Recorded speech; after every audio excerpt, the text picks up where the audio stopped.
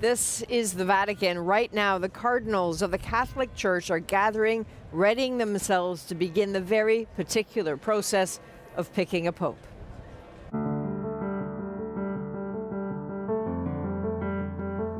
Anticipation builds. Very soon, cardinals will enter the Sistine Chapel to make a choice. And underneath Michelangelo's famous frescoes, they will vote and vote and vote until there is a man elected, a man elevated to pope. Habemus Papa. That choice, when 2/3 of the cardinals come to agreement, will tell a story about where the Catholic Church is today and where it wants to go to next. The new pope's country, his language, his way of life so far matters because he will soon lead the world's 1.4 billion Catholics forward, 10 million of them in Canada. Today begins with prayer and a slow, deliberate walk towards the future. This is the Papal Conclave.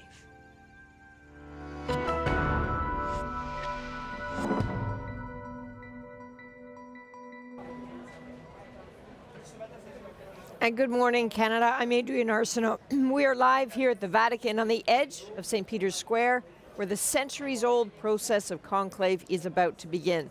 Very soon, we will see something called the Litany of the Saints. That is the procession where 133 cardinals will walk to the Sistine Chapel. They will then start the process of picking the next head of the Catholic Church.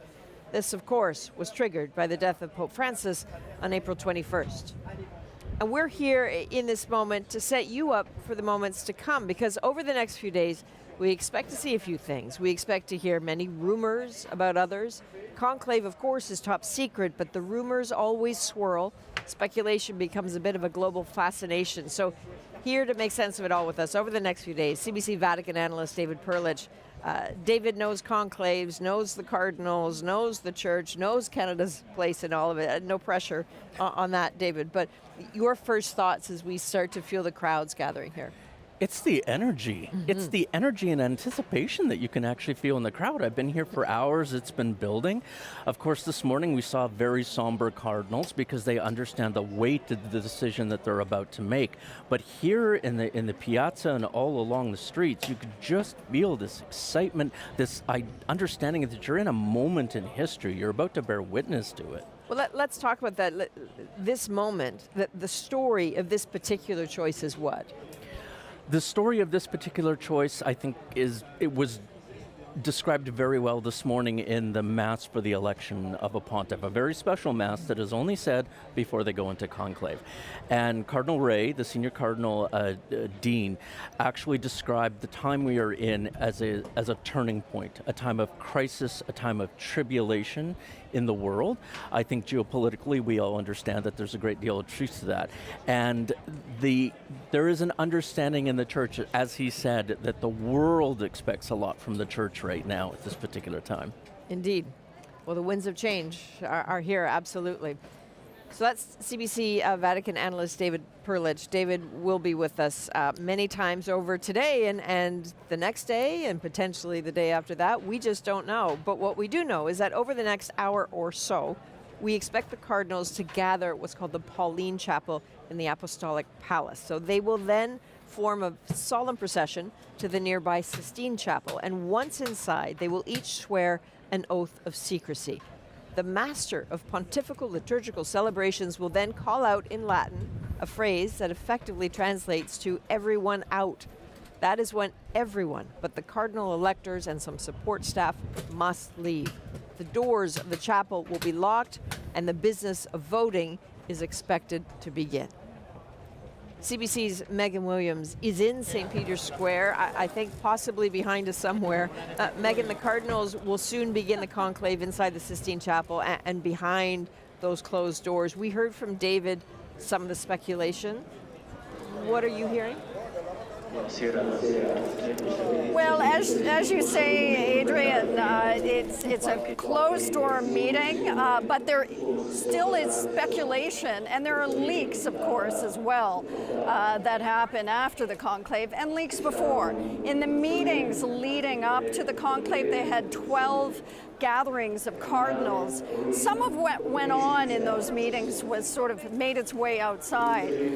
One particular tension clear now that's between the cardinals is one based on age. One of a very loyal cardinal to Pope Francis, a northern Italian Cardinal Stella, spoke out at one of these meetings against Pope Francis's thrust for something called synodality, which is sort of including lay people, women, not just the clergy and bishops in decision making at the church. And he seemed to be on board when Francis was alive. He spoke out against it. Some older cardinals joined him, and then younger cardinals pushed back against that. So that's one tension that's come out beforehand. Another involves a Canadian Cardinal Michael Cherney, who gave an interview to the New York Times a few days ago, and he talked about his fear of African bishops being supported by conservative bishops as sort of or cardinals rather, as sort of Trojan horses. He says that it's a tension amongst cardinals. A lot of the African cardinals are very conservative on social issues when it comes to us LGBTQ Catholics, women as well. Cherney sort of expressed his concern about that, and there was a lot of upset apparently among the African cardinals about what he said. So these sorts of things are coming out. Of course, we won't hear anything more because it's complete silence now from the Vatican, but that is sort of just an encapsulation of some of the tensions already. You know, it's interesting to hear you say that, Megan. We spoke with Cardinal Cherney yesterday in his last interview before he went into conclave, and he was very measured in everything he said, and you sort of got the impression that after perhaps taking chances with views or expressions over the course of the last few weeks, in the last hours before conclave, everything was pretty buttoned down because every word, every gesture has been parsed by everyone. I want to talk about something that you referenced there about women, because of course, you know, half of Catholics are shut out of the priesthood.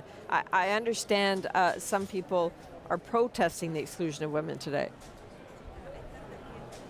That's right. In a square above St. Peter's Square today, a group of women who have been pushing for many, many years for female ordination. They let go some pink smoke to protest the fact that it's just men at today's conclave. As we know, Pope, who was fairly open and flexible on a number of issues, he was not when it came to female ordination. Most of the clergy, and I would say almost all of the cardinals, don't want female priests as well. It's an area in the church that has really not moved very much at all. Here's one of the women from the protest. The church has kept the door closed to women's ordained ministry. The church has kept the door closed to women's leadership and decision-making. The church has kept the door closed to women's baptismal equality. But we are representing more than half the church, proclaim that the Holy Spirit cannot be contained by a closed door. Now, Pope Francis did appoint some nuns to high-up positions within the Vatican, but many people felt like even those nuns didn't really have that much power. And again, he opened a few doors, but a lot of Vatican observers and Catholic women say he kept the most important ones shut. Indeed. All right, Megan Williams, so many issues they've been talking about in the last few days, and I know there'll be so many questions ahead. That is Megan Williams in St. Peter's Square. Now, CBC's Juanita Taylor is also part of our team coverage, and Juanita has been talking with people who've gathered here to see the conclave get underway, because of course you cannot see it happening. And Juanita also joins us now. Juanita, I can see from your shot that you are in St. Peter's Square as well, but can you give us a bit of a sense about who's around you, what people are telling you? Yeah, well, Adrienne, there's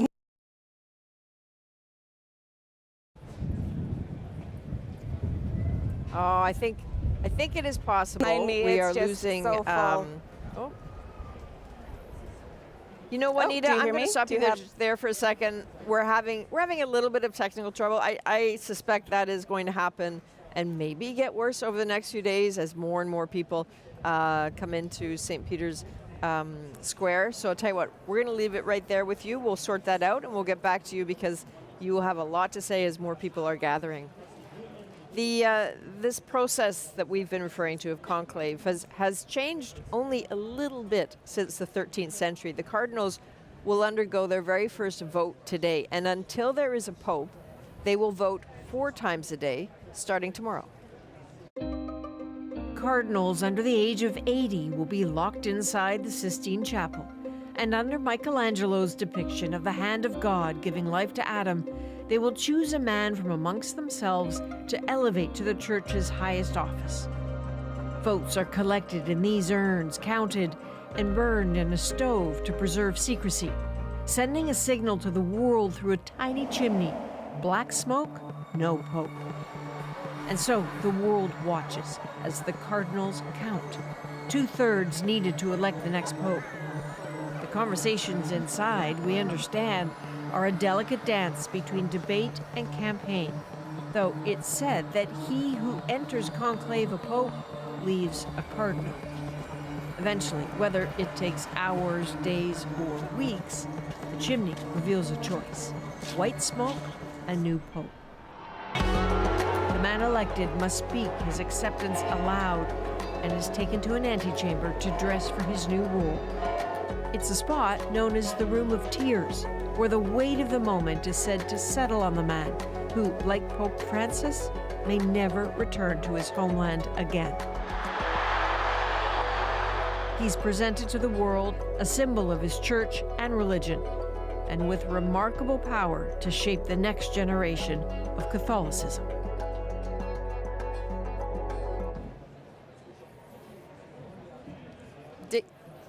David Perlich, that is, this is the Sistine Chapel live.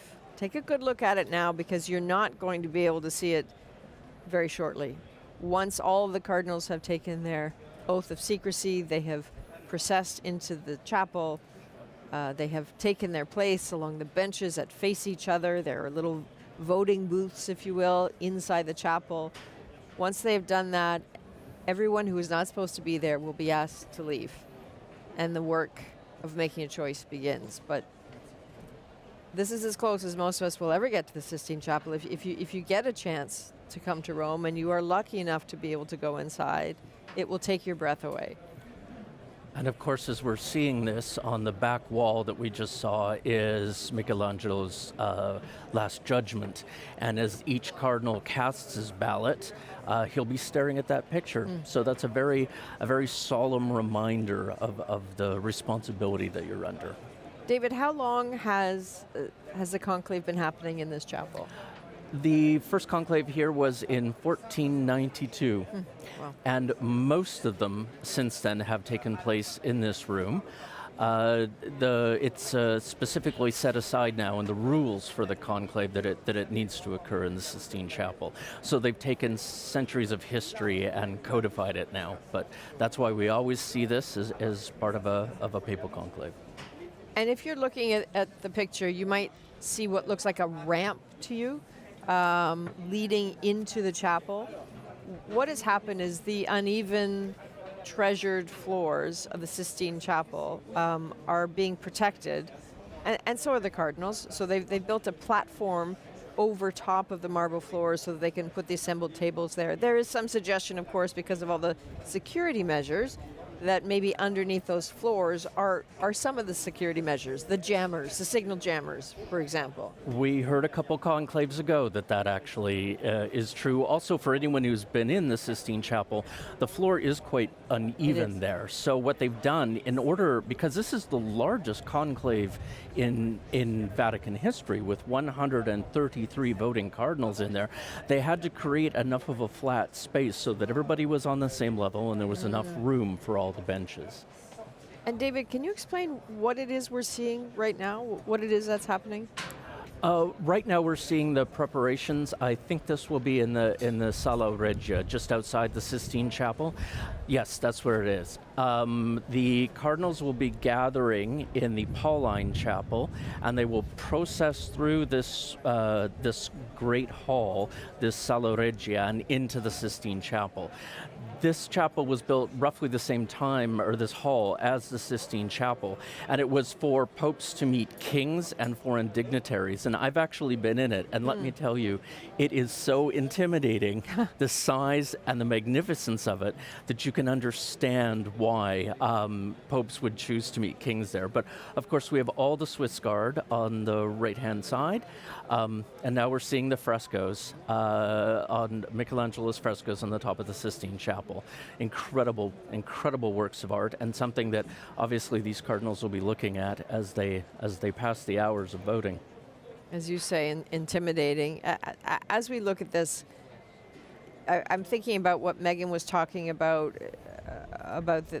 the cardinals, having conversations in the media, people taking their words, interpreting, reinterpreting. How important are those conversations for the other cardinals who are trying to get a handle or size up the men in their midst? Every statement that every cardinal, whether he's a voting cardinal or over the age of 80, makes in these times, there'll be kind of a biblical exegesis that goes on. It'll be parsed out into its minute particulars to see if it's indicating a particular candidate or a particular vision for the church. So cardinals have in the past got themselves in some trouble with some of the things they've said. A lot of cardinals, as we saw in these last few days, have sort of forsworn their regalia and dressed in the simple blacks, have been just trying to get through the square without having to make statements to the media and to people. So right now we're seeing one of the voting urns right now. These urns, special urns, are where the ballots will be placed. The ballot is first placed on that little platen on the very top of the urn and then tipped into the urn itself. And so I gather amongst the cardinals, scrutineers will be chosen. Yes, before every vote, there are 3 scrutineers who are chosen by lot. There are 3 infirmieri who will take the votes of any cardinals who are not able to make the Sistine Chapel and would have to vote from the Casa St. Marta, and 3 revisers. So it's a very, we've got a lot of oversight to make sure that every ballot is counted right. They count the number of ballots to make sure it matters before they begin the names. Each of the 3 will look at the name to make sure it's right, and then the final scrutineer will put a red thread through the name of the cardinal on the ballot, so that it's indicated that it's been counted. And I presume at the beginning they match up the number of votes with the number of cardinals. Absolutely. We know during one of the votes for Pope Francis, in fact, there was an additional accidental blank vote placed in the urn, and so they disqualified that vote. The vote. Yeah. It was the number did not match the number of cardinal electors, so they had to have another vote. I learned something interesting in the last few days, that because this is the biggest collection of cardinals for a conclave ever, and because 8 out of 10 of them, it's their very first conclave, they were appointed by Pope Francis, they don't really know each other, and they've asked for name tags. Yes. They don't all speak the same language, so how is that going to affect, when they have lunch and they sit beside each other and they talk about what they're thinking? Very much. This is so many of these cardinals come from 71 different countries. They've come here to vote. Most of them will probably by face only know a few of each other. In fact, one cardinal was saying he knew 20, which would be less than 20% of the cardinals. So yes, as they went into these general congregation meetings, these very serious meetings that were held every day, they had giant name tags with their names and where they were from so that they could instantly know each other. In some of the video that we saw from in the general congregations, a lot of Italian was spoken, but you could also hear some English. Interesting. So this is about a choice. They have to choose a pope. Who are the contenders? Everyone can make that guess, but there are some names that pop up again and again. Whoever is elected the next pontiff will have major influence over the future direction of the church. So we asked Jonathan Montpetit to take a look at some of the possible contenders and how it is that the late Pope Francis could, in a way, shape the vote.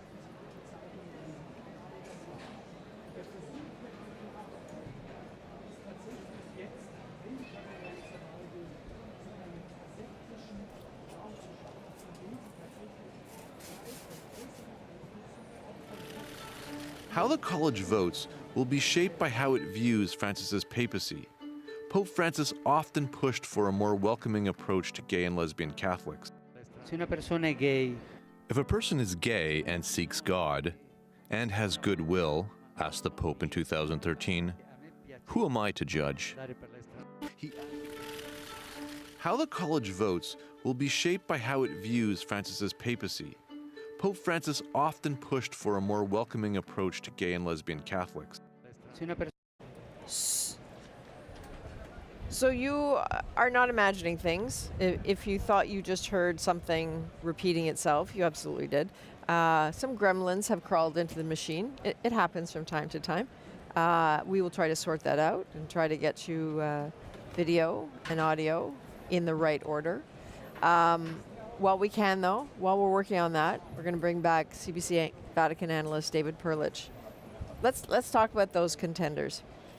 Well, as we're seeing right now, these are the Cardinal electors all gathered in the Pauline Chapel. They're wearing their choir dress, an extremely formal dress that's worn on this occasion. And in and amongst those, we have a group that are normally referred to as the papabili. That would be cardinals who are considered possible candidates for the papacy. Of course, there are no official candidates. There's no list of official names. There's no platform pledges. There's no promises. But we have a really good idea. There's a lot of discernment that goes into it by both journalists, Vatican watchers, and things we hear from the cardinals. So we have, for example, the Cardinal Secretary of State, Cardinal Parolin from Italy. We have Cardinal Tagle from the Philippines. We have Cardinal Grech from Malta. We have Cardinal Zuppi from Bologna. We have Cardinal Abelin from Bordeaux. Mbongo from the Congo and Kinshasa. We have a list of names that is put together, and what you look for is and every journalist, every Vatican watcher, every armchair Vatican analyst has their own list of names. What I think the best thing to do is to look at the names that appear on almost all of those lists. But are they dipping into the same well? I mean, is it a case where someone becomes a contender because they read that somebody else had called that person a contender? Like, there can be a little bit of broken telephone in this. So once a name shows up, we actually heard that a lot of these cardinals are using media and social media to help them learn who each other are. As we mentioned, they didn't know each other. So of course, they'll have been reading the names on this list. And once you see one of those names, that sort of has its own amplification. So you see a name, you repeat it, you mention it to others, then all of a sudden that name is being talked about, and that's how somebody's, the possibility of somebody being papabili just grows and grows. and is there a risk? I mean, there is this phrase that we've heard so often, that you enter a conclave of pope and you emerge a cardinal. You know, do people try to push away the, oh no, don't pick me, no? Does that happen? Everything is done with a particular kind of finesse. It wouldn't be seen to be desperately seeking to be pope. That would not be done. It would be untoward. So you don't really see that sort of idea, but people will have indicated that if asked, they would be willing to accept the papacy, and when that gets around, that's how some of those candidates get known. Okay, fair enough. Well, we're going to be brave here for a moment. We're going to try to go back to that piece by Jonathan Montpetit. We have kindly asked the gremlins to crawl out of the machine and go away. We'll see what happens. Jonathan is going to take a look at some of the possible contenders and how it is that from the grave, the late Pope Francis could, in a way, shape the vote. How the college votes will be shaped by how it views Francis's papacy. Pope Francis often pushed for a more welcoming approach to gay and lesbian Catholics. If a person is gay and seeks God and has goodwill, asked the Pope in 2013, who am I to judge? He advocated for the rights of migrants and for women to play a bigger role in church life, but he also backtracked on many of these issues, causing confusion and disillusionment among the faithful. After a fat pope, you need a thin one. And what they mean by that is in a time where a lot of things do get shaken up or where a lot of things change, there's something to kind of stability and letting things sort of mellow out afterwards and see what sticks. That has led to speculation that the Vatican's top diplomat, the Italian Cardinal Pietro Parolin, could be a favorite to replace Francis. We're looking for a stabilizer, a normalizer, and Parolin will be a normalizer, but without disrupting very much. But arguably the most popular figure in the pro-Francis camp is the Filipino Cardinal Luis Tagle, often called the Asian Francis. Tagle's appeal is largely because of his charisma. It's also because I think there are a lot of people who think, well, the church is growing all around the global south. It would look really good to have a pope who's not white. But top of mind for the cardinals will be how to secure the future of a 2,000-year-old institution weakened by scandals and secularization. To what extent will the next conclave be decided by, the need to grow the number of faithful? I think if there is a dominant issue in the next conclave, it will be whether or not the church should pivot towards the global south or whether it should try to recover ground in Western nations which have been shedding a Catholic faithful. The challenge for the next pope will be trying to grow the church in one part of the world without suffocating it in another. Okay, that's interesting. David, when you hear about the stakes, which are clear, it makes me think that there can be acts of sabotage here, that there can be acts of interference. And I know we've seen it in the past. Are you seeing any evidence of or talk of acts of interference at this point? There have been a couple of stories that have come out in the press, with everyone, of course, denying responsibility for the origin of it. The first one against Cardinal Parolin, saying that he had, in fact, passed out during one of the general congregation meetings.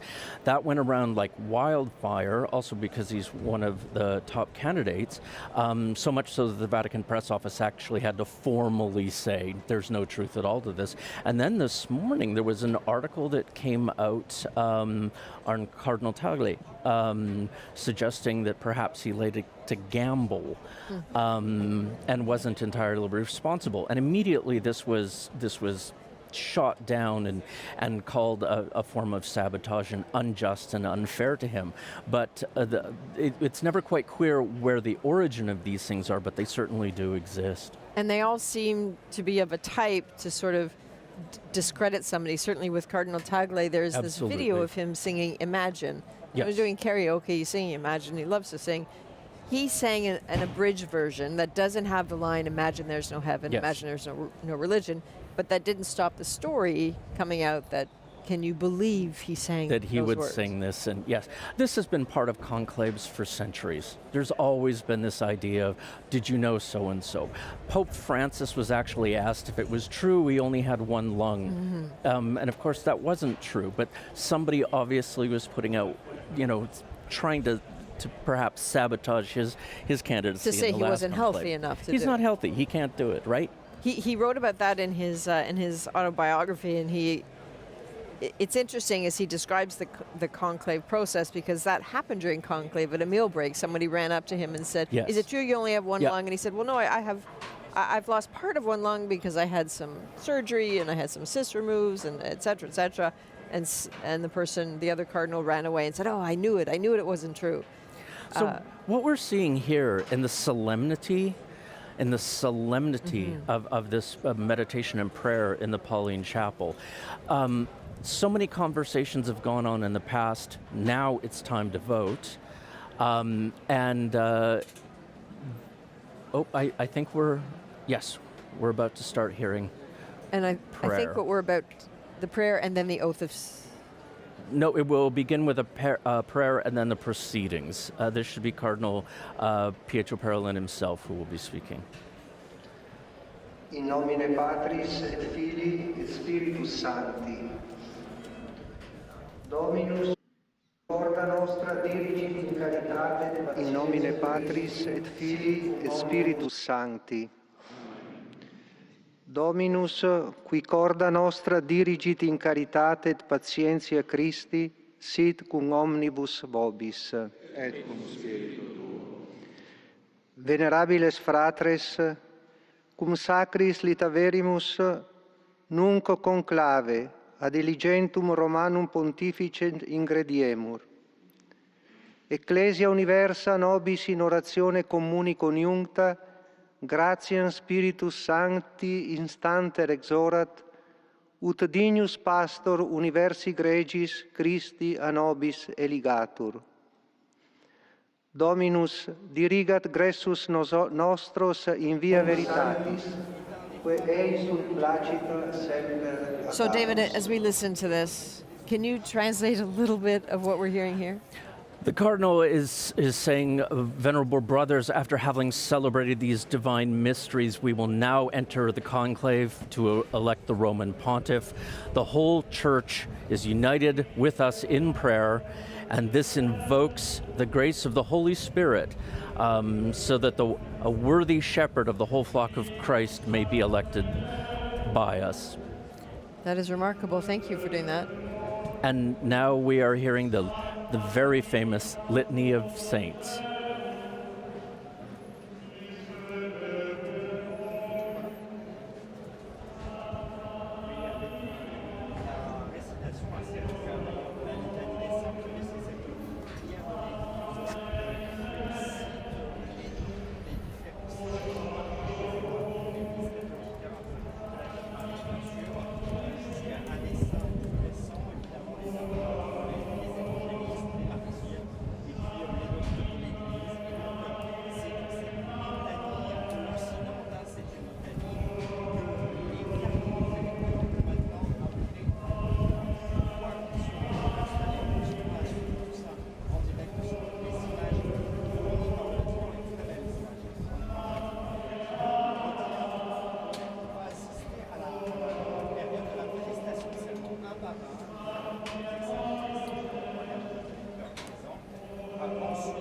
As we listen to this, it's pretty calming. As we listen to this, I'm just curious what is happening out in St. Peter's Square behind us, because I can't really turn around and look, but Megan Williams can. Megan is right there. We can hear this echoing throughout the square. What are you hearing and feeling from the people there?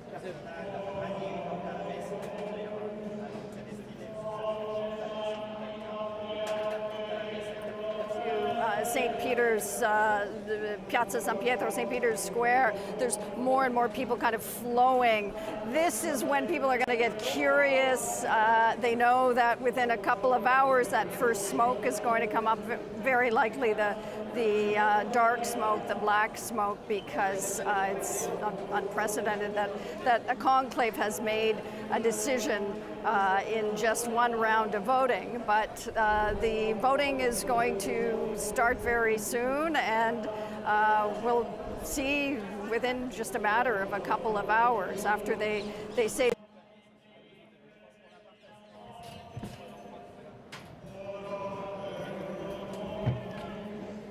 So remember those gremlins I told you that we asked kindly to exit the machine? They've crawled back in. We're having a hard time hearing Megan. I am not surprised by that at all. If you can imagine, you know what it's like trying to use a phone or send some kind of email from a crowd. The connectivity is not great. But we will reconnect with Megan at some point. And David, why don't we listen to this for a moment, and then we'll talk about it again.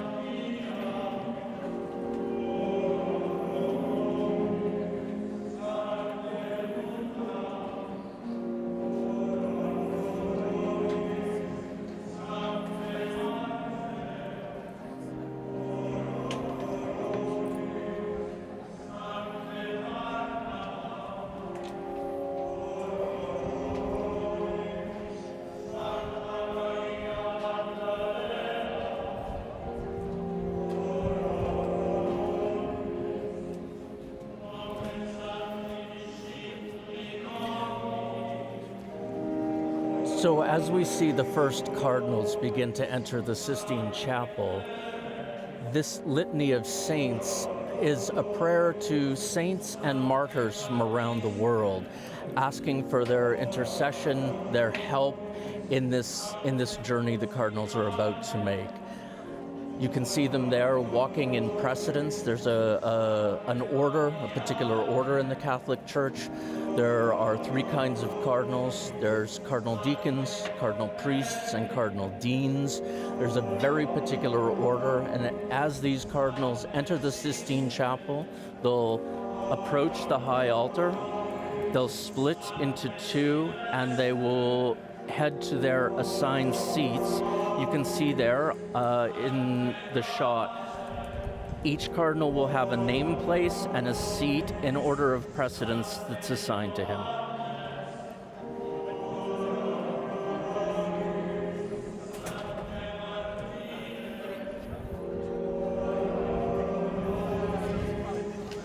Ora pro nobis, pray for us now. There you can see the Swiss Guard in the Sala Regia.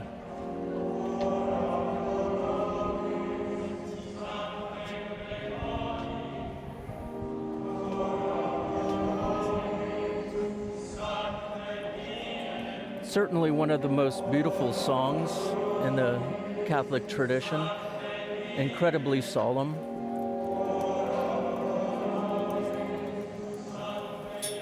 And you can see the seriousness of intent on the face of the cardinals as they enter the Sistine Chapel, understanding as they will the magnitude of the decisions that they are about to make.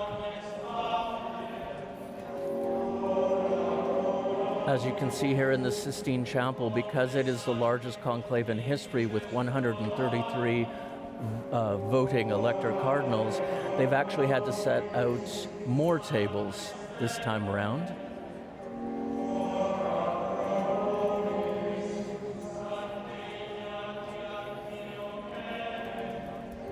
Each cardinal bowing to the altar in the Sistine Chapel.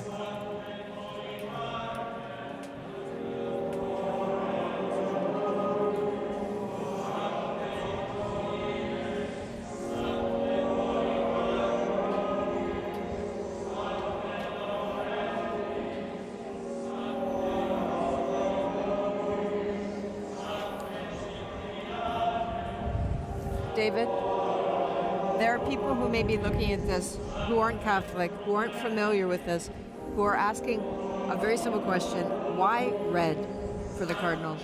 Scarlet. It's said to represent the blood of Christ, the blood shed for all humanity. As well, it's supposed to represent the willingness of a cardinal to sacrifice his own blood, potentially his own life, for the good of the church.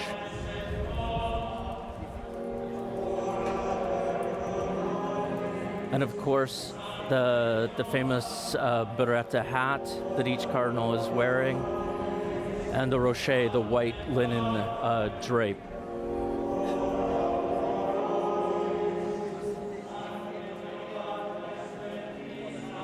We talk about this process over the next few days being only maybe a matter of 5 votes. I think the average is 2.7 days recently. But it has been as long as 3 years. I think that was in Viterbo centuries ago. Won't happen again, but that is where the notion of being locked in conclaves with a key comes from. The locals were so tired of feeding and looking after the cardinals that they actually locked them into a room until they had made a decision. Of course, we still actually have this room locked, conclave, as part of the tradition. I mean, the Vatican is a 2,000-year-old transnational organization. It's one of the oldest institutions in human history. And what we're seeing right now has been replicated over the centuries. It's part of the significance of the liturgical tradition, the colors, the music, the coming together. It's a continuance of this tradition that goes back 2 millennia. It's so incredible to see this and to know that we would only see this a few times in our lives. The final cardinals entering the Sistine Chapel right now, and on either side of the doors, the Swiss Guard, of course. And when we see the cardinals do their oath, one by one, all 133 of them, yes, they will appear in an order that may initially not make sense. It's not alphabetical order, it's not order of their age, it's not the order... It's the order of precedence. Meaning what?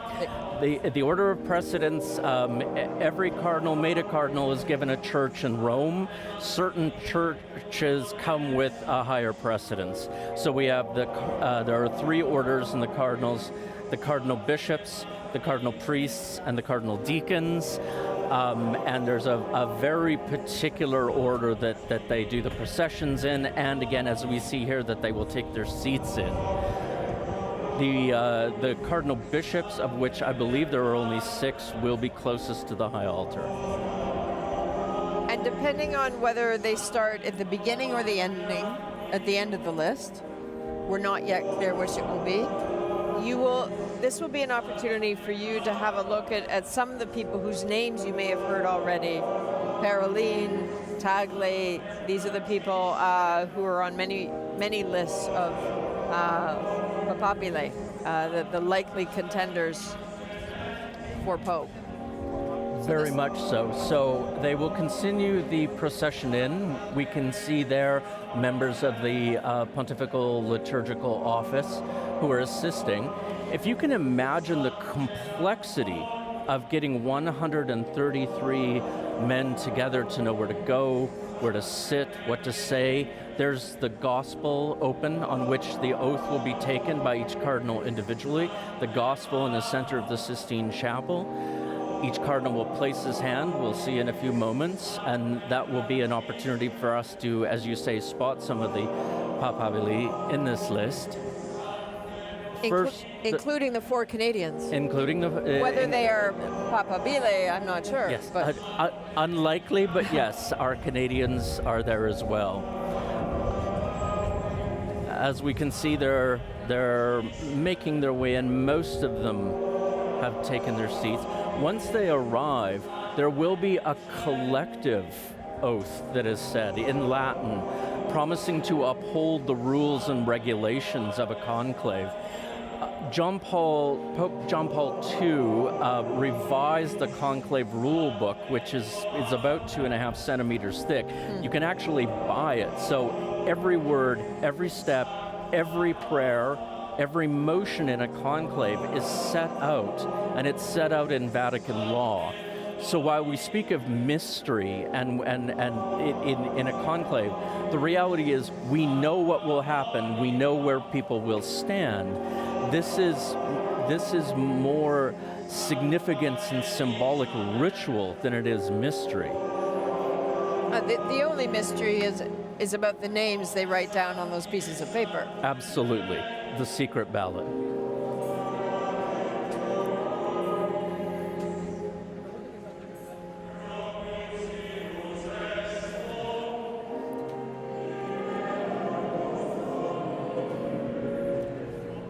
There we see the cardinals. Each of them will have a copy of the rules for the conclave so that they're very clear. They're each given their own blotter. They have sheets of paper that you can see there, and they will be given pens. During the voting process, as the names are called out, they can keep tallies so they can see who's getting more votes. At the end of each voting process, those notes are burned. All the notes. All the notes.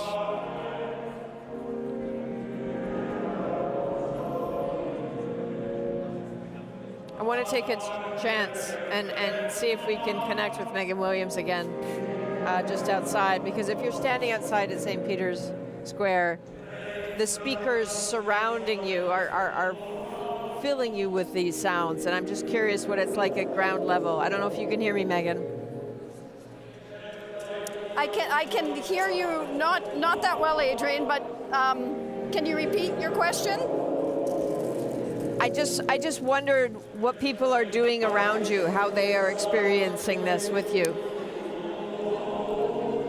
Well, more and more people are coming to the square, and there's this beautiful chanting that's being broadcast and screens on St. Peter's Square as well. So we see the cardinals chanting this prayer before they go in and make their vow of secrecy and begin voting. I mean, this is I think the third conclave that I've been to, and it's always the kind of exciting moment as at the end of the afternoon the sun starts going down and people start gathering, the crowd thickening on St. Peter's Square for that first glimpse of what will very likely be black smoke after the first secret ballot.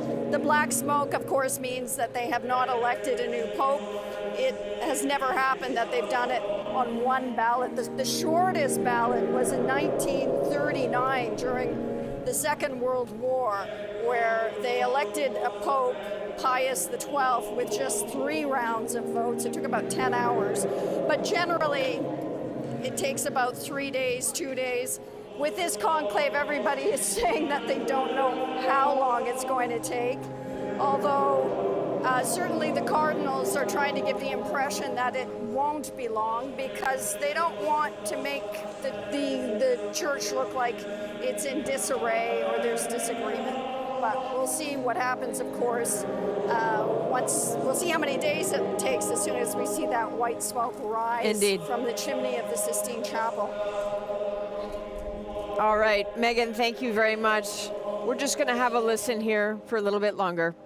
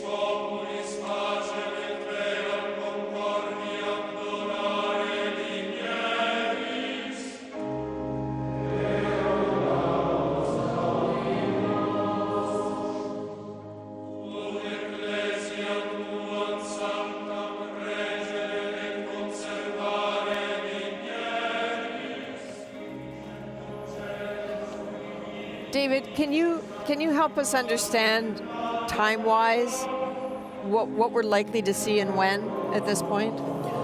At this point, though, after the Litany of Saints, there will be a moment of silent prayer, and then the chief celebrant, in this case will be Cardinal Parolin, will lead a collective oath amongst the cardinals. After that, each cardinal, in order of precedence, will approach those gospels, place his hand on the gospel, and take the oath for conclave. It's a long process, but one taken very, very seriously, as I mentioned earlier, under the gaze of Michelangelo's fresco of the Last Judgment. It's there. This is the image of the Last Judgment by Michelangelo.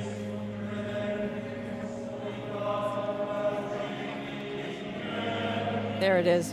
There we go. It's an incredible piece of art and intimidating. Many, many cardinals have written about the significance of looking at this piece of art and that adding to the seriousness of the vote.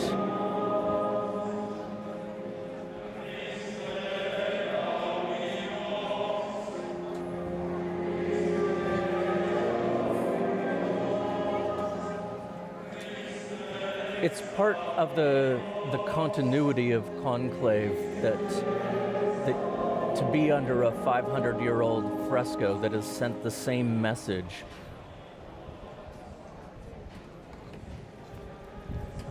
And the people, David, who are not in red, the people who are in purple, will they be able to? Will some of them be able to stay in the Sistine Chapel? What? Only initially. These are members of the Pontifical Liturgical Office who help coordinate the conclave process.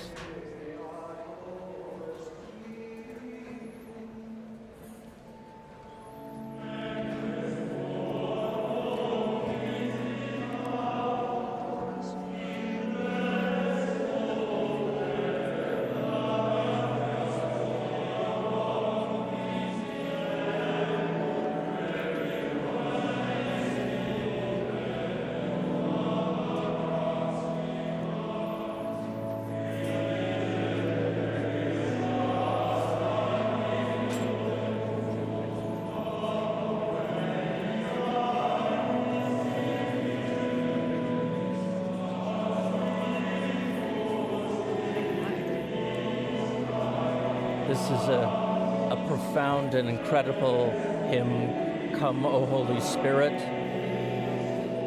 The belief that while this is a very human vote in a human institution, the Holy Spirit informs the vote.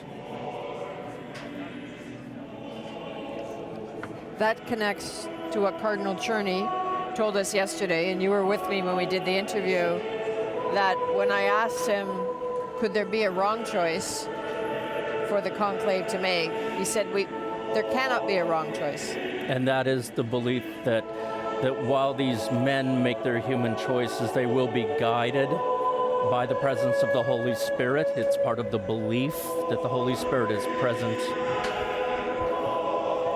And this hymn calls the Holy Spirit.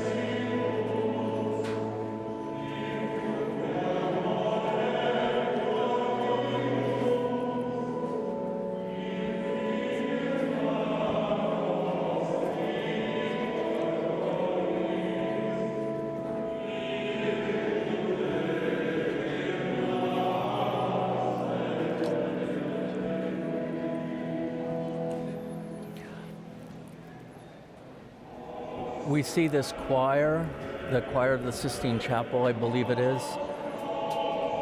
The cardinals following along with the booklets they've been given of this hymn.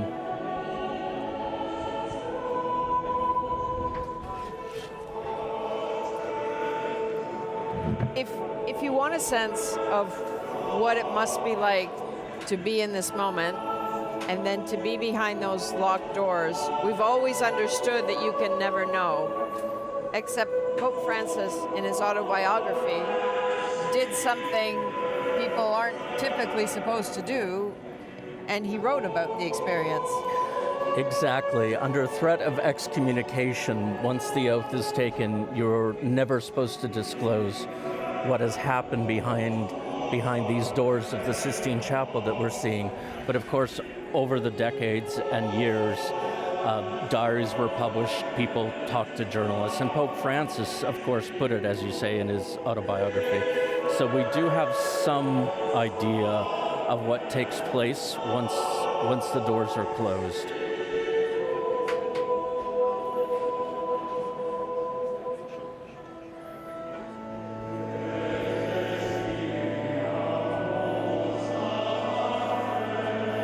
This is the church, of course, in all its pageantry and its highest performance of the belief. The significance of this moment will not be lost on these men. Many could only have one chance in their life to be part of a conclave, to stand where they're standing right now.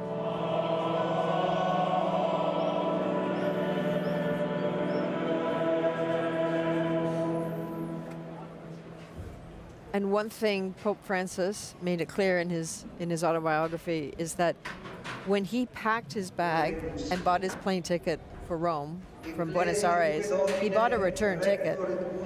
He left most of his belongings in Argentina and he never went home again. But it did not occur to him that that would end like this. No, whoever does emerge the Pope,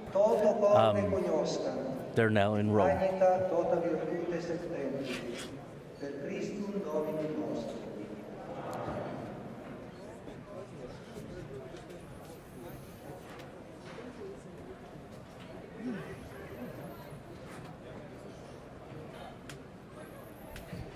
You have to wonder if at a deep level, every one of these cardinals at some point has asked themselves, what if it is me? Would I accept? Is it possible for them to not accept? It is. And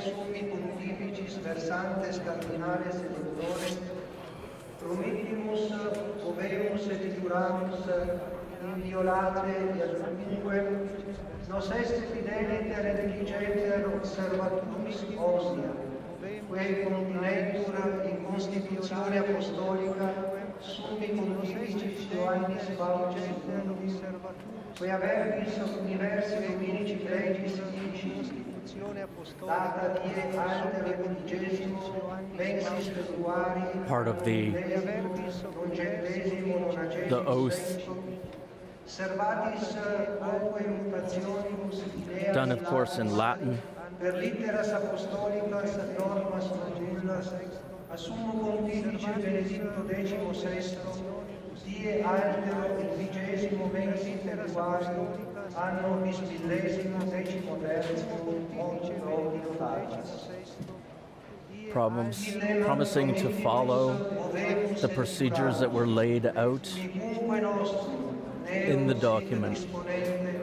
Romanus pontifex erit electus, eum munus petrinum pastoris ecclesiae universae, fideliter executum est, acto spiritualia et moralia iura, libertatem sancte sedis, integre extreme asserere, atque tuere, nunquam esse restitutum. Part of this is the pledge never to lend support or favor to any interference or to create any form of opposition or intervention with secular authorities.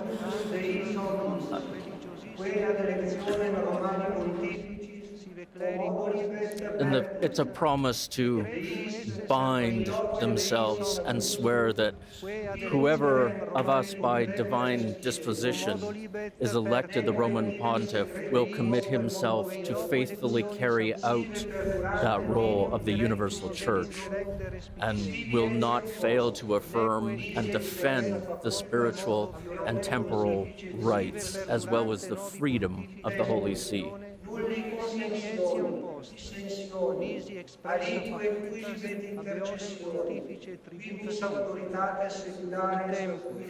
Nulli consensioni, dissensioni, alique quilibet intercessioni, quibus autoritates seculares quis libet ordinis et gradus, vel quivis hominum cetus vel persone singulae voluerint sese pontificis electioni immiscere, auxilium vel favorem prestaturus. I'm sorry to ask you, David, to instantly translate. I know you're capable of it, though, and I'm. Ego Petrus Cardinalis Paroli, spondeo oveo acciulo. Sic venetis alve. Petrus Cardinalis Paroli, spondeo oveo acciuro. sic me Deus adiuvet, et ex sancta Dei Evangelia, que manu And mea now tango. the oaths will be said on the gospel, seated in the center of the Sistine Chapel. Is this where each one of the cardinals approaches individually and takes their own oath? Yes, they'll take their own individual oath after the collective oath. Et ego Ferdinandus Cardinalis Filoni, spondio volio Caroline? sic et Deus adiuvet Ferdinandus Cardinalis Filoni, Dei Evangelii, spondio volio ac iuro. Sic me Deus So this adiuvet, pledge et ex sancta is, I Dei promise Evangelii, and I undertake and I swear, spondio volio ac iuro. Sic me Deus so So help me. as you watch the next cardinal come up to take the oath here, That is Cardinal that is Cardinal Tagle. Tagle of the Philippines. 67 years old. Remember Yes. that name. This is a man who has long been considered a potential favorite to be Pope. 80% of the people who live in the Philippines identify as Catholic. It would mean the world to them. Spondio volio ac iuro.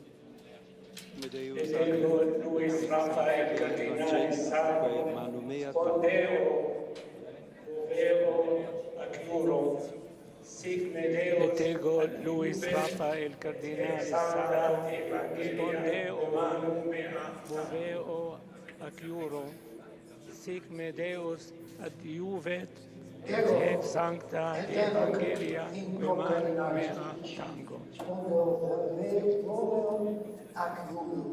Sic me Deus ego, et hoc sancta The cardinal behind the man that you see here is Cardinal Turkson from Ghana. From Ghana. Who early on was certainly considered a contender. I'm not sure how many lists he remains on. It's not for any of us to decide. No, he was considered highly papabile in the previous conclave. Sic me Deus adiuvet, et hac sancta Dei Evangelia, quae manu mea tango.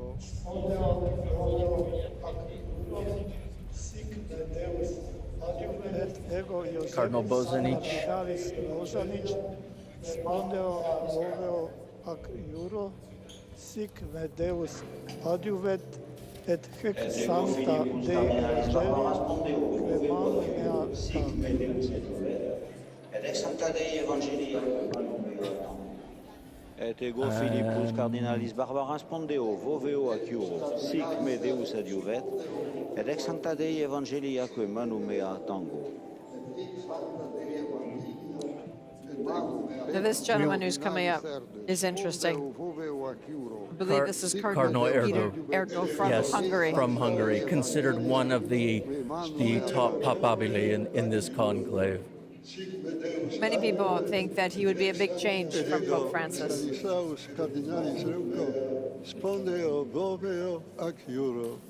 It's believed he would take perhaps a more traditional approach to certain aspects of the church.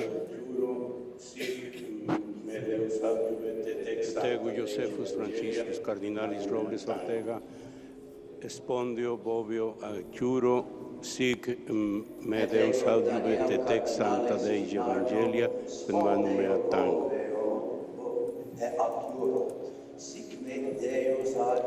Et ego Daniel Cardinalis Dinardo, Spondeo Voveo ac iuro, sic me Deus adiuvet, et ex sancta Dei Evangelia. So what is a bit of an indication of what the voting procedure will be like inside the conclave, what we will not see as each conclave walks up to the as each cardinal walks up to the high altar to put his ballot down. There's no talking. There's a small prayer said, and then the ballot is deposited, and this will happen again and again in the voting procedure in this particular order. This is Cardinal Sarah, who at one time was considered papabile. His name is still on some list.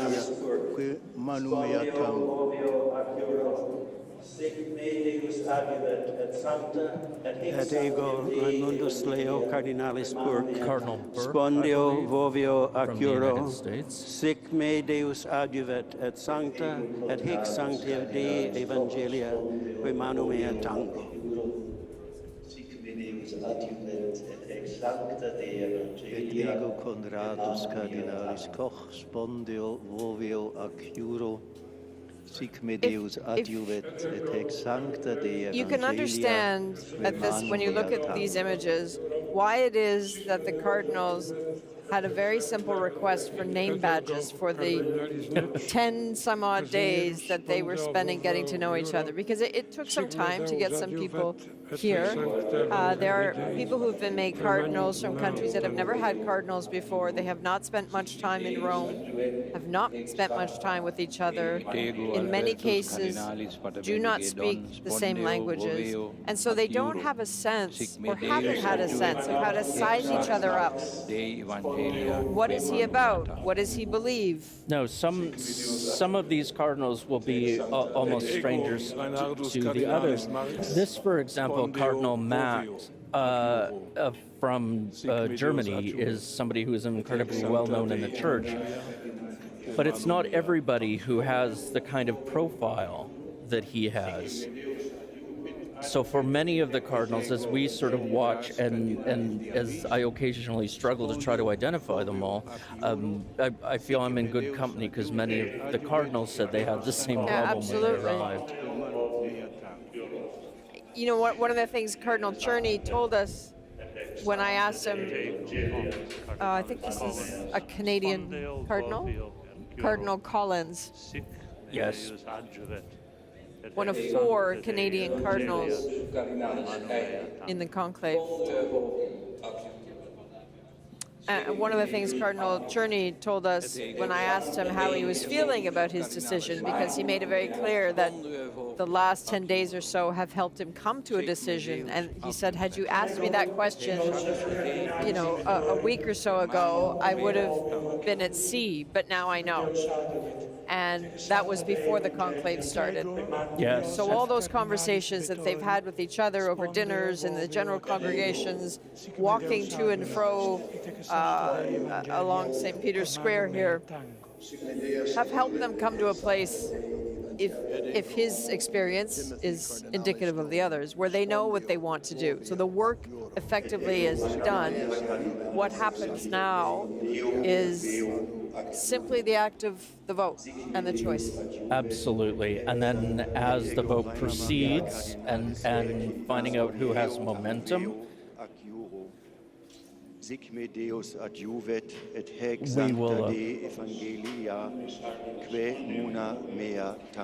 while we watch this, there are 133, so we will not be on here for all of this. I do want to give you some perspective of people in the church, though, and the faithful and what they're thinking. So Juanita Taylor spent some time speaking with people who have gathered. Let's have a listen. Well, people have been gathering here since this morning, and as the day is going on, there's going to be even more people here at St. Peter's Square. I spoke to a couple from Texas who just happened to be here on this day. It wasn't planned to be here for the conclave, but because they're in Rome, of course, they had to come and witness this event, just like so many people here are doing the same. I took a walk earlier this afternoon. You could just feel the energy from the crowd. Everybody from everywhere, from all walks of life, seemed to be here this afternoon. The media, there's just so many media as well. And over there, just next to the Vatican, of course, is the chimney on the Sistine Chapel.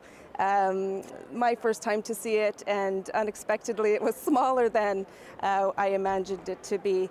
But as you walk around St. Peter's Square, I've also heard music. I've also seen groups of people singing hymns.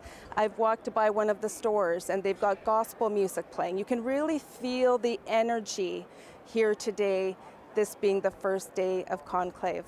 Now I would like to bring in a guest, Sister Mary Finlayson. She lives here in Rome. She's Canadian. Yes.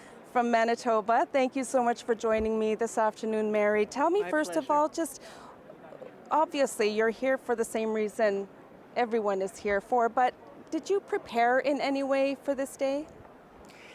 Well, I think it began when Papa Francesco died, and we went through a time of grieving and saying thank you and goodbye, which then the focus began to be, and now, how does the legacy move forward? And so I think, as you say, the energy is building. People are praying here and all around the world, praying for the cardinals, praying for the Holy Spirit will inspire them, because I believe that the leader of the Catholic Church is very important in the world to call people to collaborate, to work together, to be merciful, to welcome people of all walks of life. Mm-hmm. Thank you so much. My pleasure. Thank you, and enjoy the day. Thank you, Juanita. All right. And as you can see, just so many people here gathering, as well as Sister Mary Finlayson, originally from Manitoba, living here in Rome for the past couple of years, all here to be together for this day. Juanita, thank you. It's interesting because right now there is something for people to listen to and to look at, and that is not going to be the situation in about an hour and a half from now. No, when they close those doors, the rest is the mystery. The voting is the mystery. But when people do speak about the mystery of the conclave, we are seeing each cardinal elector. We're hearing the pledge of each cardinal elector. And it is one of the marvels of new technology in the world that we are seeing and hearing them as they take these pledges. Earlier we had Cardinal Lacroix of Quebec. And you can imagine for somebody, a cardinal, of course, de facto is a true believer. If you can imagine the significance of this pledge, this oath that you are taking with your hand on the gospel and promising on the word of God to cast your ballot in the most authentic, true way. The significance of this moment, cardinals have written about it, that this moment changed their lives. How so?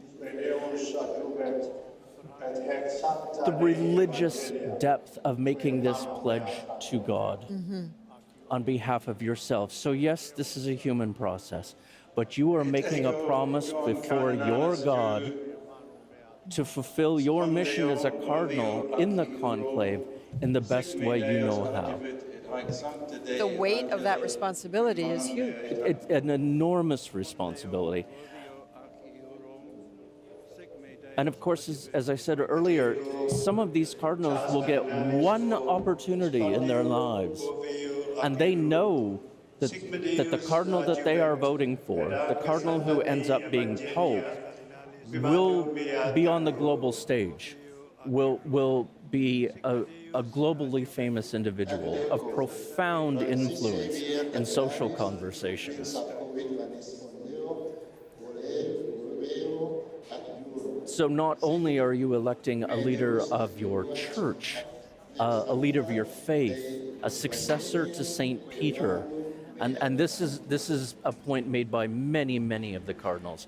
This will be the 267th successor of St. Peter, a line that reaches back 2,000 years. Interesting. And so today, these cardinals, you are part of that chain. You are part of electing a successor to St. Peter.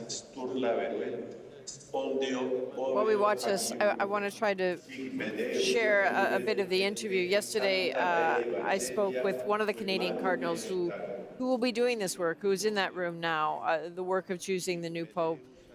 And we talked about his reflection on that word in particular, work. And it was interesting.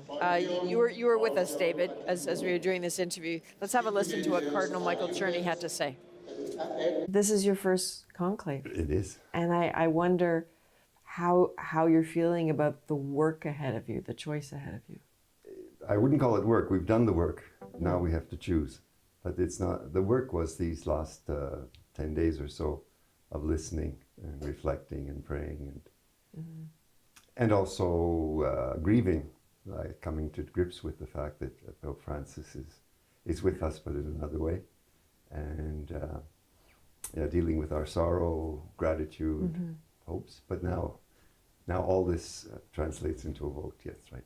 Have you determined what it is you'll be weighing in terms of making a choice? Maybe, yeah. It's hard to explain. It's a spiritual experience. It's also a very human experience. It's it's based on listening, on dialogue, on exchange, but also on intuition, memories, hopes. It all comes together. And are those discussions helpful for you in determining how you'll make a decision? Now, if you had done the interview 10 days ago, I would have been completely at sea. Whereas now I'm cool.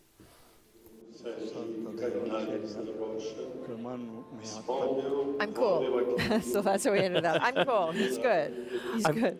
I found it remarkable saying that he would have been at sea 10 days ago, and that the general congregations and the meetings and the conversations and the dinners that he has had have helped inform his own personal decision. I didn't expect that, I don't think. I also didn't expect that the decision would be made already. Do you think that's typical? I think very much so.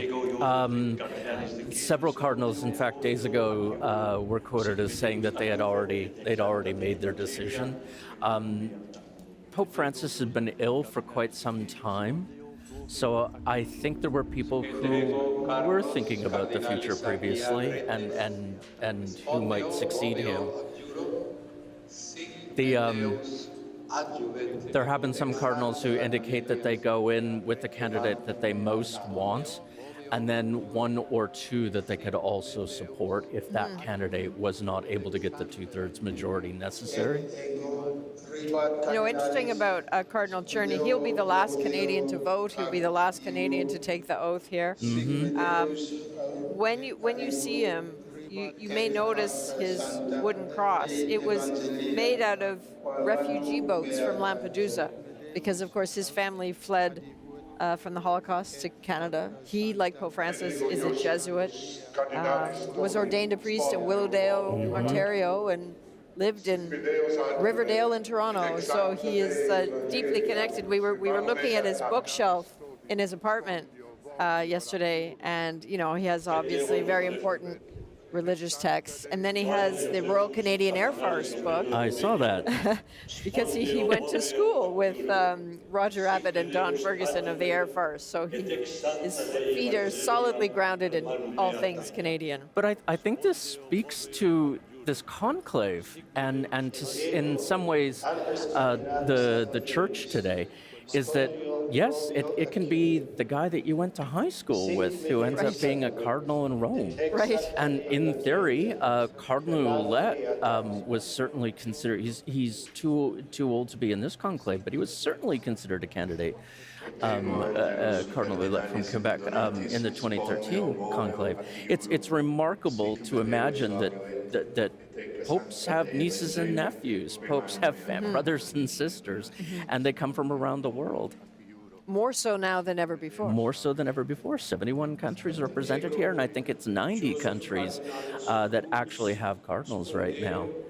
So that certainly that's an aspect of Francis's legacy that we're seeing on the screen right now, is that he made cardinals in parts of the earth that had never had one before, because he wanted representation of the values and the views and the perspectives of those countries within the church itself.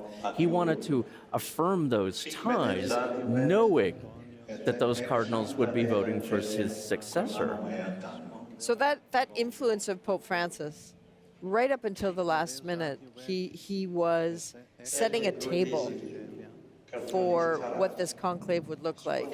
Very much so. I mean, that's not to say that all the cardinals that he appointed agreed with him entirely, or that they would completely continue in a papacy in the same vein.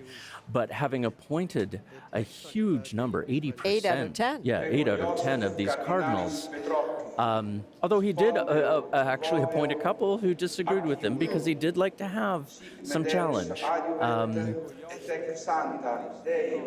He wanted the conversation to be robust. Well, that in fact is the key to Francis's church, is the synodality, the idea of a constant ongoing conversation at all levels, from the parish right up to the papacy, is that the church should be speaking not only to itself, but to all aspects of itself, and then to the world in general. So this is really, when people speak of his papacy, it was, as you mentioned earlier, refugees and migrants, but also this notion of inclusion, of universal inclusion, I think some of his first words on the balcony behind us were, they have called a cardinal from the utmost ends of the earth to be pope, right? And that says so much about the man, and so much about the men that we are seeing right now. So just a reminder for everyone of how the voting process works.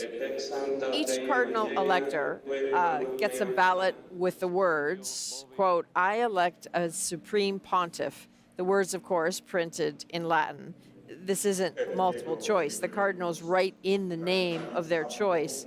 Then they fold the ballot in half and they place it in a special urn. You've been seeing pictures of those urns. After each round of voting, the ballots are counted and then burned in a special stove.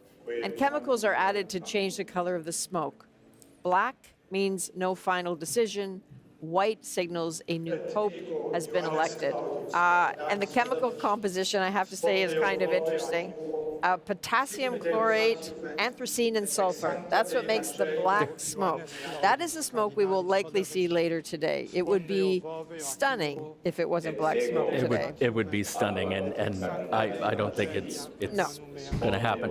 It's actually, because they've had problems in previous conclaves with the smoke, it's actually two stoves now. The older one in which they burn the ballots, and now they use a special sort of canister that they insert in the second stove, better technology that actually clarifies the smoke. So they go up the same single chimney, but it's actually two stoves now.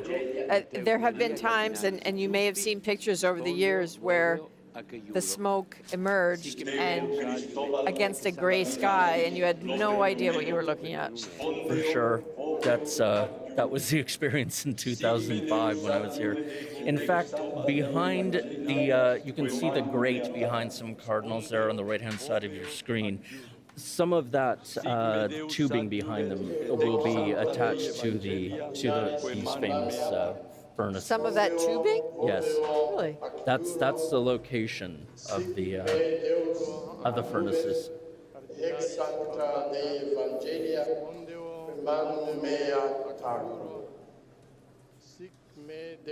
There, eventually, maybe it's tomorrow night, maybe it's Friday, when you see the new pope, keep in mind that when you see this person, there will be indications of the sort of person he is by how he comports himself on the balcony behind us. What we learned from watching Pope Francis is that he didn't want the Prada slippers, for example. No, not at all. He wanted his own shoes. We've actually seen the cassocks. The Vatican supplied a picture of the cassocks that have been prepared for the next pope. In the Sistine Chapel, if you were to face the fresco of the Last Judgment, on the left-hand side there's a little door, and past that little door is called the Room of Tears. And that's where, after election, a cardinal will go and put on his new, very famous white cassock. We've seen the photos of them, and the cassocks are there in the white, but they also have, I believe it's a traditional mozzetta. There's some of the more elaborate forms there as well. So it'll be very interesting to see what choices does the next pope make when he appears in the balcony. Okay.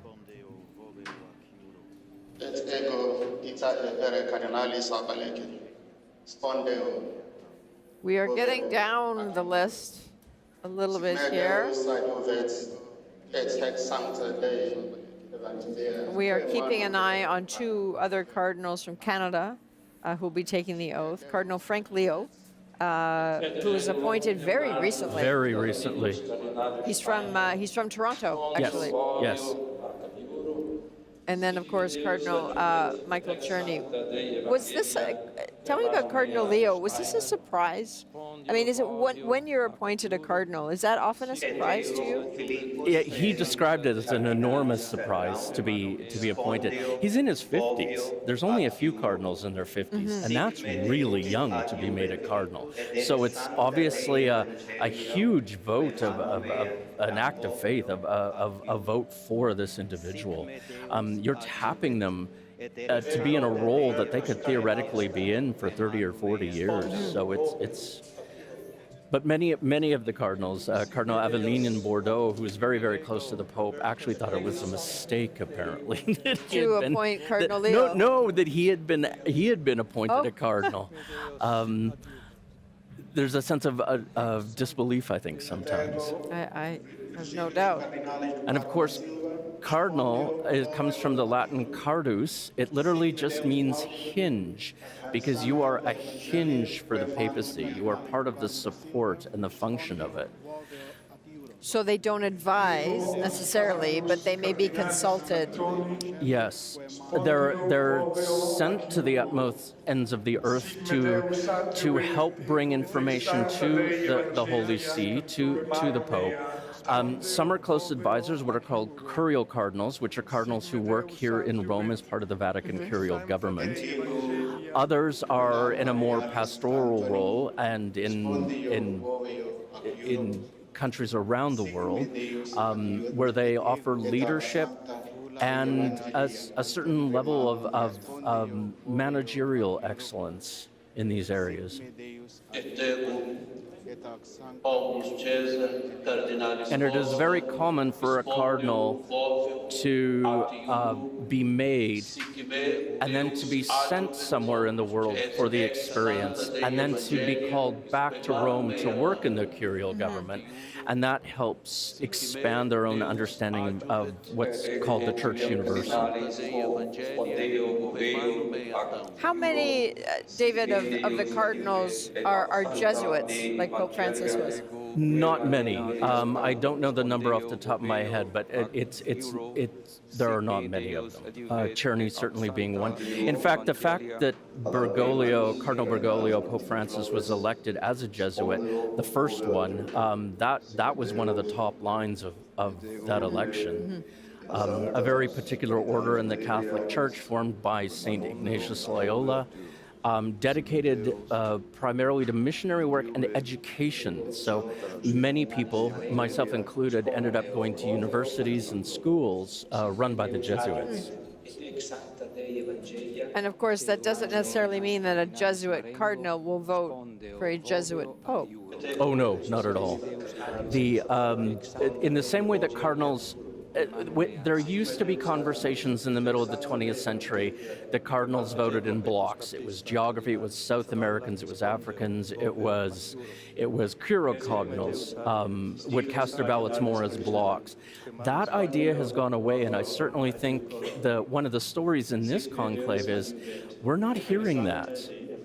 We're hearing very much that they're voting for an individual, not based on language or geography.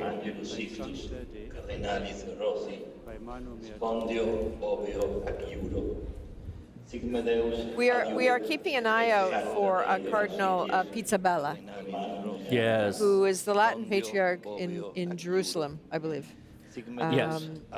This is a man who's been on many of the lists, actually, as possible contenders.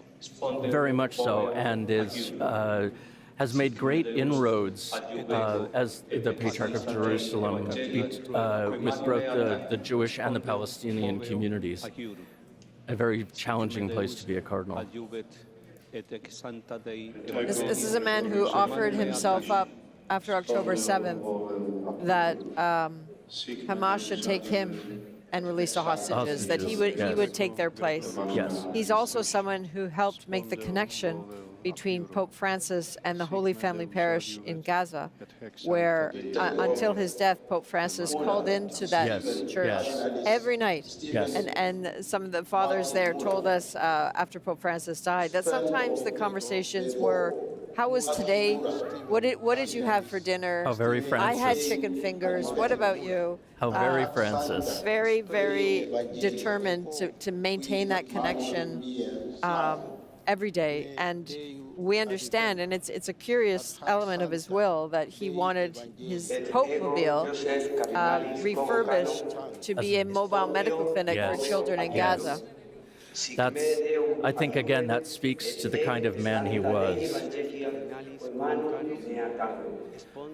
So as we watch this, hand after hand of Cardinal after Cardinal, touching the page, touching the same oath, there are more of them to come. I think we are going to try again with momentarily. We're going to try to connect with Megan Williams. Give us a moment or two to try to sort that out. Because as you can appreciate, it is getting busier in the crowds, but we'll get her.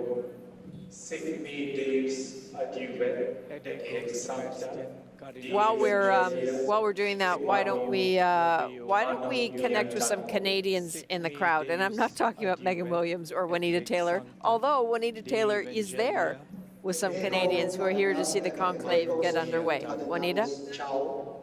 Well, Adrienne, as the afternoon is going on here on day one of the conclave, definitely more activity is picking up, more people, more singing, just a lot more excitement you can feel in the air. It's been going on all day. And with so many people being here at St. Peter's Square, it's kind of easy to find some Canadians in the crowd. And I'd like to bring them in now. Good afternoon. Hello. Can you first of all introduce yourself? I'm Amy DiDomenico. Hi there, Marcus DiDomenico. Okay, and where from Canada are you? We're in Toronto. In Toronto. Well, I guess you're married. Together. You're together. And I understand you're here on an anniversary. Yes. What a special day to be here on an anniversary. Was this planned? No, it was not. We booked this way in advance, and we thought it'd be a nice time to bring our girls, our teenage girls, to Rome and Malta for a vacation. And it just so happens the conclave is happening at the same time, so it's quite the bonus. Yeah. So what is it like to be here then for you? It's pretty amazing. As chair of the Toronto Catholic District School Board, this is a beautiful spiritual experience. I'm very honored to know Frank Cardinal Leo and of course Thomas Cardinal Collins, and they're in there in the conclave, and how exciting is that? We might possibly, even though it's a long shot, have a Catholic Toronto Pope. Wouldn't that be amazing? It would be quite incredible. We actually attended Mass in St. Peter's yesterday, and it was a beautiful experience. And what was that like for you? It was wonderful. I was here back in 1982 as a teenager when John Paul II was Pope, and just to come back here as an adult and appreciate it that much more. It's just a spiritual experience. Yeah. Well, I do have to ask, what are your hopes for the next Pope? Well, I mean, we love Pope Francis. He was a progressive, gentle, kind, loving pontiff, and we hope that that another one follows in his footsteps and carries on his message of peace around the world, acceptance of all into the Catholic Church, and love. Nice way to end this conversation. Thank you both so much for taking the time, and happy anniversary once again. Thank you very much. Thank you. Our pleasure. All right. Back over to you, Adrienne. Hey, Juanita, thanks very much. You know, it's interesting. I know you've been counting, David. I think a few minutes ago you said they were at 97. They're at about 100 now. Is that right? Some of the crowds who are here, you know, you have a couple like that who are here for an anniversary. They're also here because of the Jubilee. Can you help explain what is happening there? Every 25 years, a Jubilee year, which is a special call for Catholics to come and experience Rome, come here to Rome. So for many people, for thousands, as you can imagine, for a year or two, they planned to be here in Rome at this time, little knowing that Pope Francis would pass away, and they would be part of this remarkable scene behind us, the conclave. So I think you can feel there's a particular richness, a difference between the last two conclaves, and that the people were already here for a joyful, deeply spiritual moment, and now they're part of this hinge of history.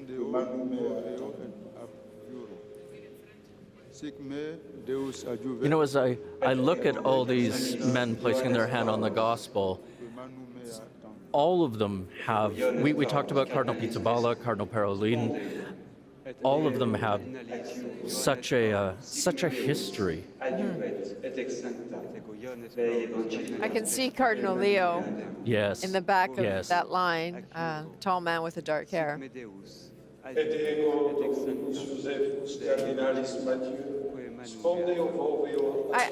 have a question about how popes choose their names. Because in Pope Francis's autobiography, there's a reference to a homeless man who had been wandering around St. Peter's Square holding up a sign saying Francis I, Francis I. And he said he thought about that. I wasn't clear from his autobiography if he had seen that or if he just registered it, but how do these names come to be? Your papal name comes from, usually it's a statement about how you would see your own papacy. So in the case of Francis, St. Francis of Assisi, poverty, people on the margins, it's always an important thing. And there he is. That's Cardinal Frank Leo of Toronto. Sic me Deus adiuvet et ex sancta Dei Evangelia quemanum mea tango. Sic me Deus adiuvet et ex sancta Dei Evangelia et ego me quae spondeo boveo aciuro. Sic me Deus adiuvet et ex sancta. All right, we're gonna go chat with Megan Williams, but I'm just curious, just as they sort of get closer to wrapping up this oath, we're not quite there yet. Does anything about you catch you off guard? Because I feel like you know this process so well. I can't imagine there are any surprises for you. Because we know what's going to happen, it's not that it comes as a surprise, it's just the significance of it. Human beings need ritual. We need to imbue moments of our lives with significance. And the colors, the music, the singing, the procession, the oaths, that just resonates. I think whether you're Catholic or not, the sort of circumstance of this, you can't help but just be slightly struck by it. Well, as you said, we were talking earlier, why do they need this pomp? But you just explained it, because they need the ritual. We need rituals. All human beings seek rituals, secular humanists or Catholics, and this is some of the greatest ritual based on centuries of tradition, honed and refined, that the Catholic Church has. And the significance that the Church places on this moment is obvious in the significance of these rituals. And the reason why we're not going right to Megan Williams right now, we will in a moment, is because as we look at that line, not this man coming up, but the man standing behind him is Cardinal Michael Czerny. So he's certainly been someone who has spoken out a lot. Is that something that is common? Some cardinals do a lot of interviews and some do none. Cardinal Czerny is pretty press friendly. I believe we've got Cardinal Grech of Malta. Right behind him. Who's on the papabili lists. Cardinal Grech is originally from Gozo in Malta and is seen as a possible contender in this conclave. And why would that be? His experience, he's been leading the synod, all the synods here, the conversations in Rome that have brought Catholics, including laity, from around the world. He's the man who's been running them. He's been in charge. So does that mean that people are almost accustomed to seeing him in a position of authority? Yes. And a huge number of cardinals will know his face, and they'll be very used to having seen him up at the front of the room, helping to lead things. Well, that's interesting. He's also seen as a very, very faithful follower of the sort of Francis notion of what the church should be. Interesting. So as we look at these men, what do we know about them? We know that the College of Cardinals is younger. It's more diverse for this conclave. That's because of the choices that Pope Francis made when selecting his cardinals. So why don't we take a bit of a look at who's inside that room.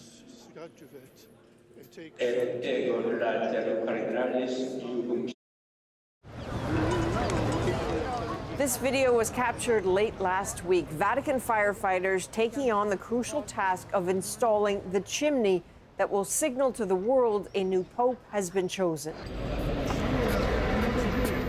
Inside the centuries-old chapel, workers covered the uneven marble floor with a temporary elevated floor for the cardinals and the wooden tables where they will sit. With secrecy a top priority, windows of the Apostolic Palace facing the Sistine Chapel have been darkened. The Vatican planned to sweep for electronic devices, activate signal jammers around the chapel to block any outside interference. Even the Vatican support staff, from the cooks to cleaners, had to swear an oath of secrecy. They've been ordered to stay overnight at the Vatican with no contact with their families until the end of the conclave. So that process of no contact has already started. But for those of us outside, CBC's Megan Williams is standing by and joins us now. So Megan, living in Rome, where the Vatican is always watched so closely, you know a lot of Vatican watchers. What are you hearing from them? Oh, well, I mean, it's really interesting talking to the Vatican watchers, most of whom are Italian. So they cover it daily for their own newspapers, so they have a kind of intricate, almost gossipy knowledge about the Vatican and the bishops and the cardinals. And they often know way more than anybody else. They know what the sort of, the groupings are, what the main desires and ambitions are of a lot of cardinals. A disadvantage that they have is that because the Vatican has traditionally been run by Italians and still is mostly run by Italians, and the popes have all, for the most part, been Italians, except for the last 3, they tend to overestimate the chances of Italians in conclaves. And, we've been hearing a lot about Pietro Parolin, who is the Secretary of State. He is a really well-known name for the cardinals around the globe because he's traveling. But a lot of people are saying, he's also Italian, and he may not have as good a chance as the Italians think he has. Another name that's sort of come up in recent days is Pizzaballa, who is an Italian who is in Jerusalem, or Zuppi, who's an Italian, kind of another Francis type figure who is in Bologna. And it's funny, Megan, because I heard interrupt you for a second. About... I'm just going to interrupt you for a second, Megan, because as you were speaking, the last cardinal took the oath, which means we're about to be told that everyone needs to get out. Why don't we have a listen here? Extra omnes.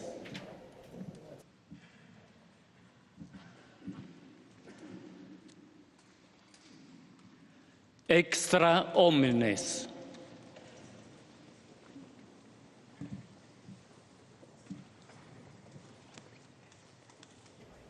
Extra ominous. Everyone Extra out. omnes. Everyone out. Once he said that, I just in case you didn't hear it behind us, there was a fair amount of applause in the crowd behind us because they know that this is the beginning. This is the moment. So we can see people leaving the Sistine Chapel. Only the cardinal electors and a few liturgical assistants will remain. There will be one preacher who's left inside, the Cardinal of the Chosen, who will give a brief talk to them about the significance of the moment that they are about to face. And then those last liturgical people and that gentleman will leave. That priest will leave, and then truly it will only be the cardinals electors left in there. But right now we're seeing everyone process out. It's a bit of a crowd in there. It's a bit of a crowd in the beginning. But conclave has these levels.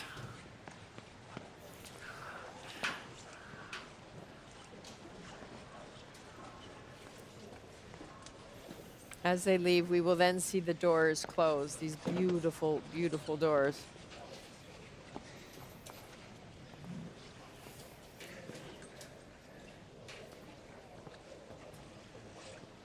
Everyone wants to be part of this moment. Papal gentlemen.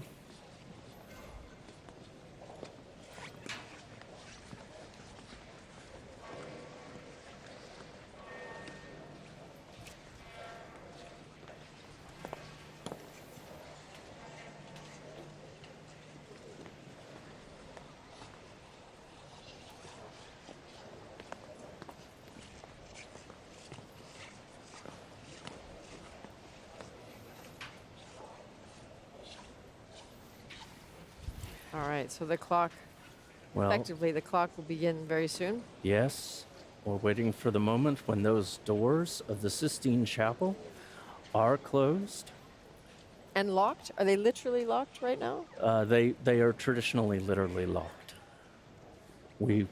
I don't know that we'll see that here. Revelli.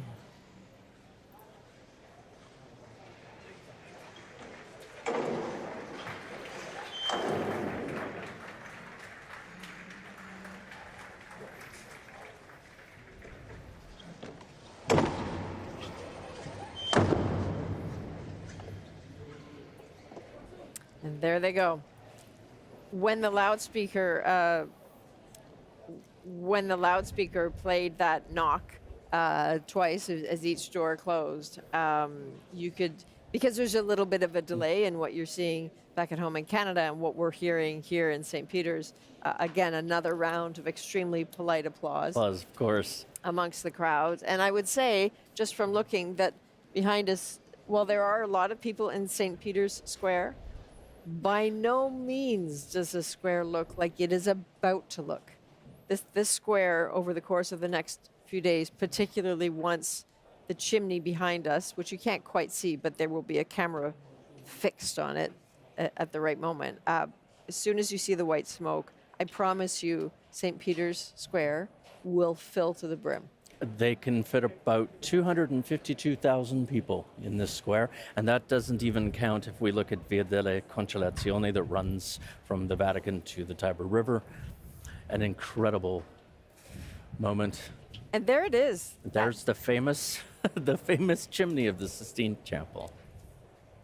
You might be spending a lot of time staring at that over the course of the next few days. Certainly we will, because we have a rough estimate of when we are likely to see smoke, but it's not guaranteed, and it may vary a little bit. So lots of eyes will be craning skyward, looking for that chimney, which, as you saw there from the firefighters, was installed. But that is part of the fun. Of course it is. Is the not knowing when, the anticipation. And there is a chimney cam that if you so desire, you can stream nonstop chimney cam. If this There are many who will. There will many who will.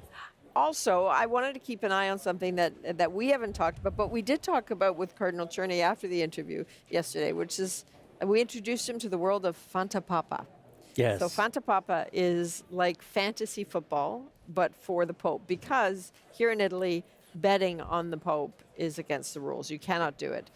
but people want to take part in a way that we maybe haven't seen before. So if you imagine fantasy football where you pick a team and you pick a captain, this is what's happening with the Pope. People are picking the person as their captain who they think is most likely, who they think should be the Pope. The goalkeeper is someone who possibly doesn't have much of a chance in their minds. The rest of the team of 11 are people with varying degrees of possibility, papabile. And then you get points, obviously a lot of points for choosing the correct Pope. Does this Pope wear glasses? How many votes will it take? How long does a conclave take? What languages does this Pope speak? And at the end of it, you get nothing.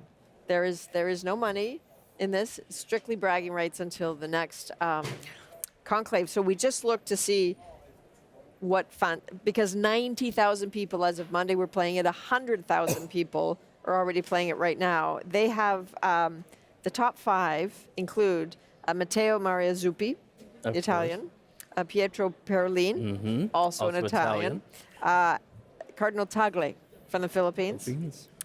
Cardinal Pizzaballa, the Latin Patriarch, and Cardinal Basungu. There we go. What do you make of their choices? I'd love bragging rights too. Okay. I wish I could predict. That it's Zuppi on top is not a big surprise to me in Italy. He is so well known in this country, so media friendly. A pastoral man who rides a bike around Bologna. So that doesn't surprise me. Okay, fair enough. So ahead of this historic conclave, a lot of work has gone into getting the Sistine Chapel ready. That work is painstaking. It is meticulous because that place is a beautiful treasure. So let's have a look at how they did that.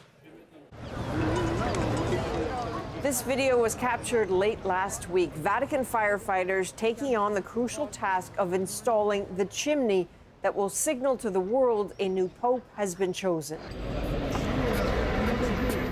Inside the centuries-old chapel, workers covered the uneven marble floor with a temporary elevated floor for the cardinals and the wooden tables where they will sit. With secrecy a top priority, windows of the Apostolic Palace facing the Sistine Chapel have been darkened. The Vatican planned to sweep for electronic devices, activate signal jammers around the chapel to block any outside interference. Even the Vatican support staff, from the cooks to cleaners, had to swear an oath of secrecy. They've been ordered to stay overnight at the Vatican with no contact with their families until the end of the conclave. So a sleepover at the Vatican. The security that we talked about for the surveillance security, the sort of the jamming devices, the making sure that people don't have their smart watches, and what other security concerns are they thinking about? The security here is so deep. Obviously, there's bad actors in the world. As the eyes of the world are on the conclave, this would be a terrible moment, but somebody could try to do something untoward.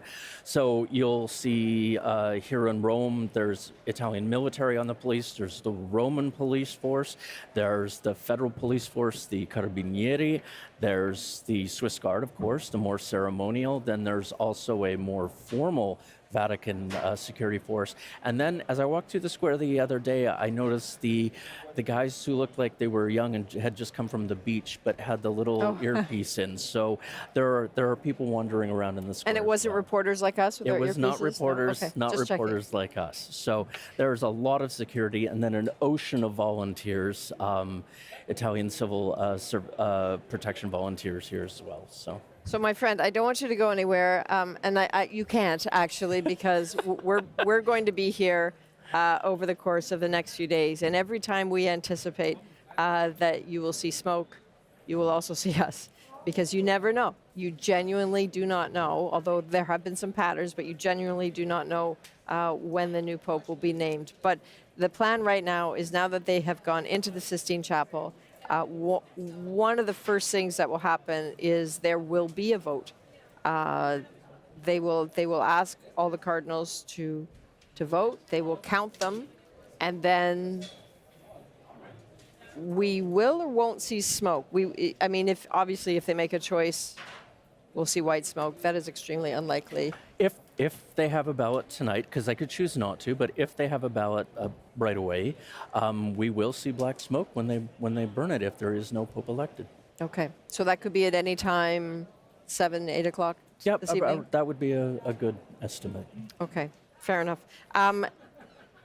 David, one other thought about, we've talked a lot about Pope Francis, but in a few days we will be talking about a different man. Yes. And when they make a choice, how much does it mean to the country of origin for that Pope? I know you've had Italian popes for, hundreds of years. Yes. But you had a Polish Pope, you had a German Pope, you've had an Argentinian Pope. It's deeply significant. It's deep. You could see when Pope John Paul II went back to Poland for the first time, you could see what it meant to that nation. And the communist government officials literally trembled. For Argentinians, the election of one of their own, deeply, deeply significant. So many people in the Filipino community are hoping for Cardinal Tagle to become Pope. It somehow, our sense of ourselves as a nation, if we were to have a Pope from our nation, it's just such an incredible sort of relationship, I think. And I think possibly you talked about, communist leaders trembling. I suspect there are some world leaders now who might be trembling a little bit too, because a Pope wields a fair amount of influence. It's not a United Nations. They're not policymakers, but the suasion that they have is significant. That's the significance for people who aren't Catholic, for whom this religion plays no role.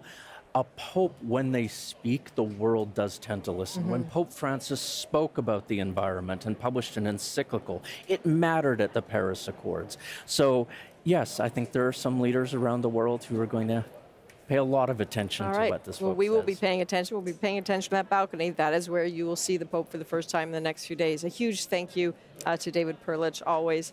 And thanks to you for being with us for these historic moments. We're just getting started. As the voting continues, we'll be here from just outside the Vatican, helping to make sense of the latest developments. We'll have full coverage for you as the smoke appears, the results are revealed to the world. I'm Adrienne Arsenault, St. Peter's Square. Take care.